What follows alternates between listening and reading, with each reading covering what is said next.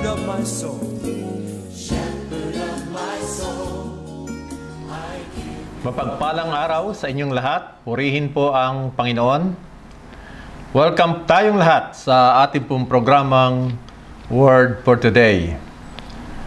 Tayo ay nabiyayaan muli ng Panginoon sa araw na ito ng isang mensaheng alam ko po na pinapangarap ng maraming tao.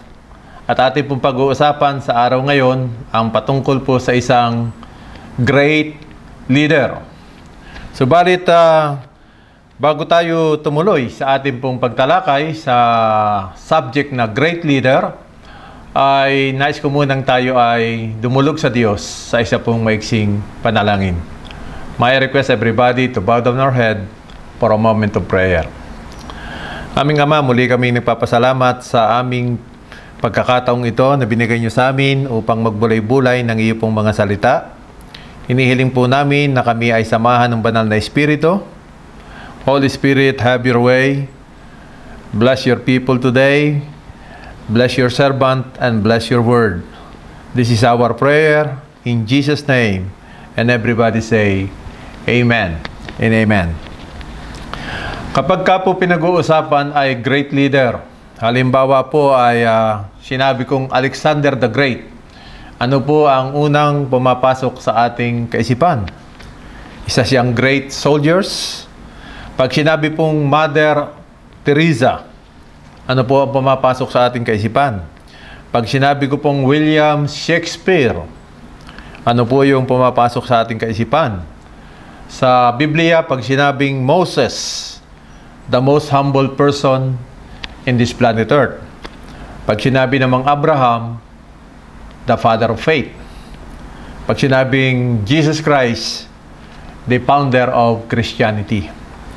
So, pag sinabi ko pong great leader, ay ito po yung mga taong nakalipas na ang 2,000 taon ang nakakaraan.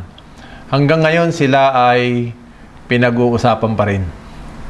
At sa lahat ng mga pastor na nanonood ngayon, isa sa mga pangarap ko ay makapag-raise up ako ng hindi lamang leader, kundi yung tinatawag na great leader.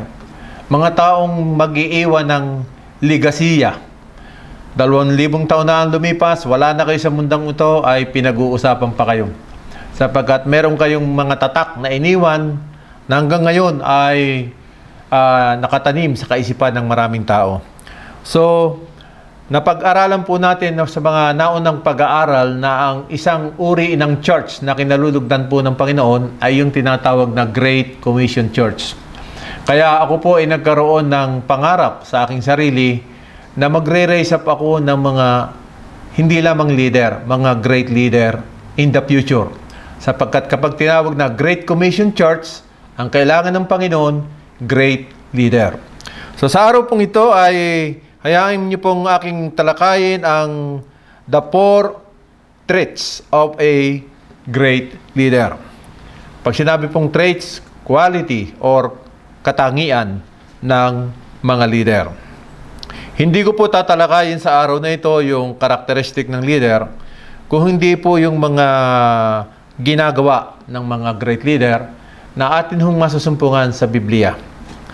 At ang 4 na ito ay kapag atin po itong natutunan, napakahalaga po nito, ay darating po ang panahon at araw na tayo po ay matatawag ng mga great leader.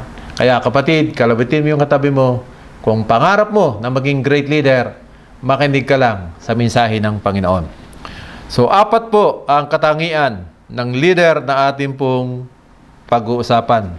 Number 1, a great leader create leaders.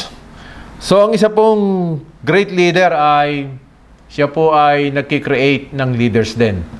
Hindi ho siya nagki-create ng followers. Ang kini-create niya ay leaders din. At itong mga leaders na kanyang ini-establish, ito yung mga leader na papalit sa kanya, mga leader na gagawa ng mga ginagawa niya, at itong mga leader na ito na i-raise up niya ay ito yung magpapatuloy ng kanyang mga ginagawa habang siya ay nanunungkulan bilang leader.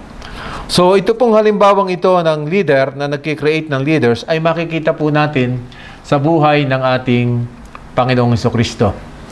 During His earthly ministry, ang ating Panginoong Jesucristo po ay ang unang-unang priority niya, siya po ay nanalangin ng magdamag para pumili ng 12 disipulo. At yung pong 12 disipulong yan ay tinutukan po yan ng Panginoon ng mahigit na 3.5 years. Tinray niya po ang 12 disipulo. At yun po ay, ang nasa isip po ng isang great leader ay hindi niya kayang tapusin ang isang trabaho na mag-isa lang.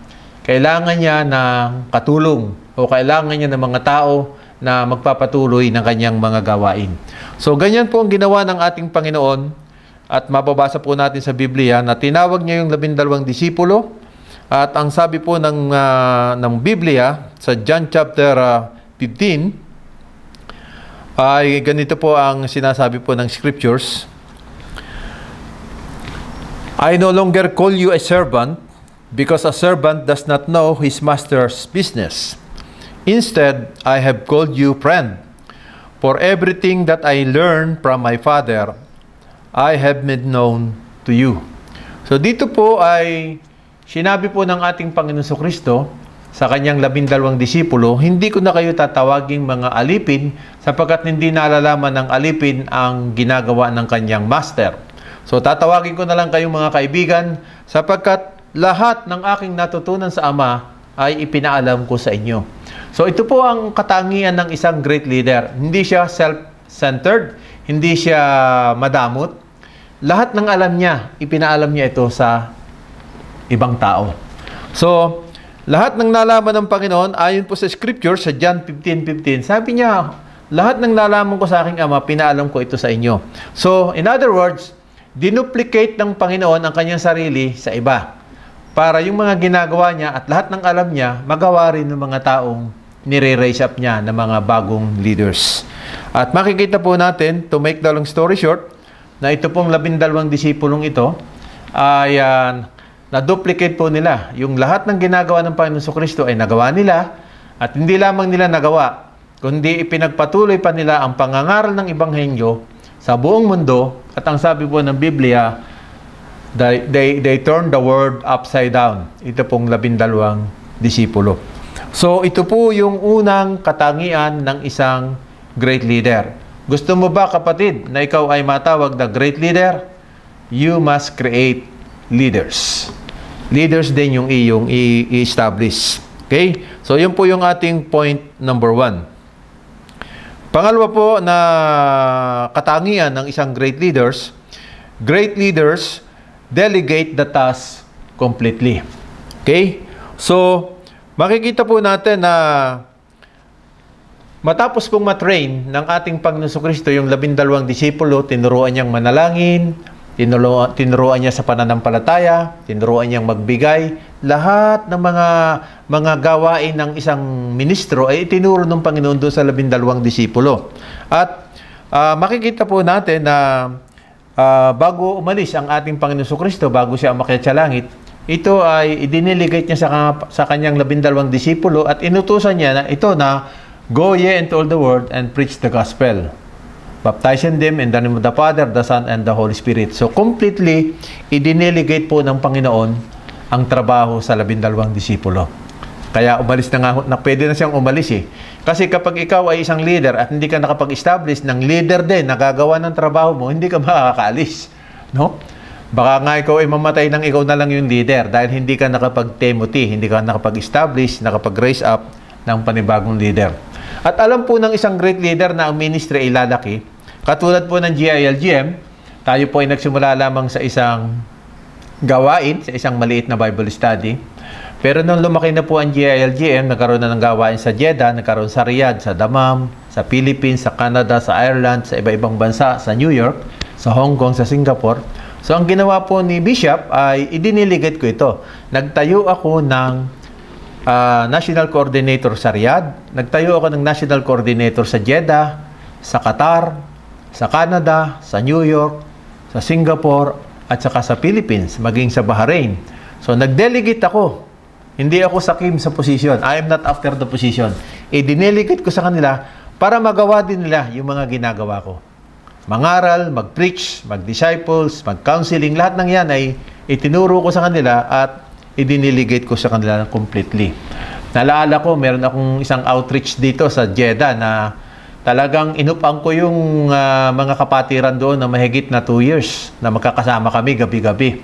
Ako naman ay natutuwa sa Panginoon dahil pagkatapos ng 15 years, ngayon po yung aking tinutukang ito ng mga kapatiran ay pastor na sila lahat at meron silang kanya-kanyang mga gawain. So, yung pong pagdidelegate ay mahalaga yan. Sapagkat si Moses po, nung siya po ay pinangungunahan niya ang people of Israel, ay pinayuhan din po siya ng kanyang biyanan. Ito ang tinatawag na Jethro principle na para hindi ka mahirapan ay i-delegate mo yung trabaho, pumili ka ng mga taong puspos ng banal na espiritu at italaga mo yung mga gawain.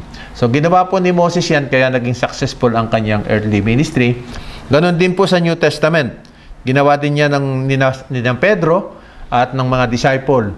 Nung lumalaki na ang church, dumadami ng trabaho. So sabi ni Pedro, pumili kayo ng 7 puspos ng banal na espiritu at i-delegate namin sa inyo ang mga trabaho para kami na mga ministro ay makapag-focus lamang sa Word of God at saka sa prayer. Okay? So yun ang kagandahan na marunong kang mag-delegate. You are not after the position. Hindi ka sakim sa position. Italaga mo para ikaw ay makagawa rin ng mga bagay na hindi nila magagawa. Okay? Focus ka lang sa mga bagay na mahihirap at yung mga bagay na madaling gawin, i-delegate mo yan kapatid sa iba. Yan ang katangian ng mga great leader. Great leader, delegate the task completely. So, yun po yung pangalawa. Ang pangatlo po ng katangian ng great leaders ay great leaders send leaders, no? Nagpapadala din po sila ng mga leaders din ang kanila pong sinisend sa mission. Okay? Ginawa po ito ng ating Panginoong Jesucristo. Jesus Christ sent the 12 disciples. Sabi po ng scriptures, when Jesus has called the 12 together, He gave them power and authority to drive out all demons and cure diseases. Sabi po ng Luke chapter 9, 1 and 3, take nothing for the journey, no staff, no bag, no bread, no money, no extra shirt. Whatever house you enter, stay there until you leave the town. If people do not welcome you, leave their town and shake the dust off your feet as a testimony against them. So they set out, went from village to village, proclaiming the good news and healing people everywhere. So ang Panginoong Jesus po ay sinend niya po yung 12 disciple. At ang pangalawang pagsisend niya ay nag-send din siya ng 70 disciples. So, a great leader send leaders. Okay? Hindi niya ipapadala yung mga bago pa lamang. Kailangan kung ikaw ay may pangarap na maging great leader, kailangan maka-establish ka, makapag-create ka ng panibagong leaders. Pagkatapos itong panibagong leaders, i-delegate mo sa kanya ang trabaho. At pagkatapos yung mga na-raise up mo rin ng mga leaders, yun ang iyong ipadala sa mission. So, yun po yung ikatlong katangian ng great leaders. Great leaders send leaders. Ang pang-apat po, kahuli-hulihan, ay nakatangian ng isang great leader. Great leaders serve others.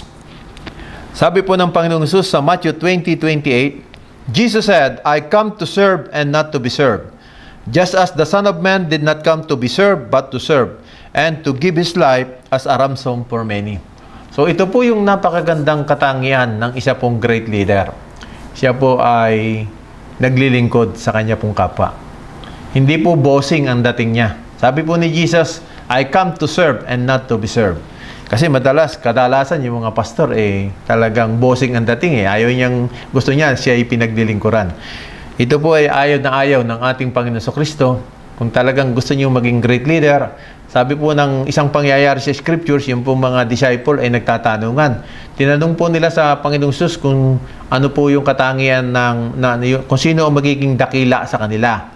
Sabi po ng Panginoong Jesucristo sa mga disciples, if you wanted to be a great among all men, you must be the servant of all. Kung gusto niyong maging dakila kayo sa lahat, sabi ng Panginoong Jesucristo sa mga disciple, maglingkod kayo sa inyong kapwa.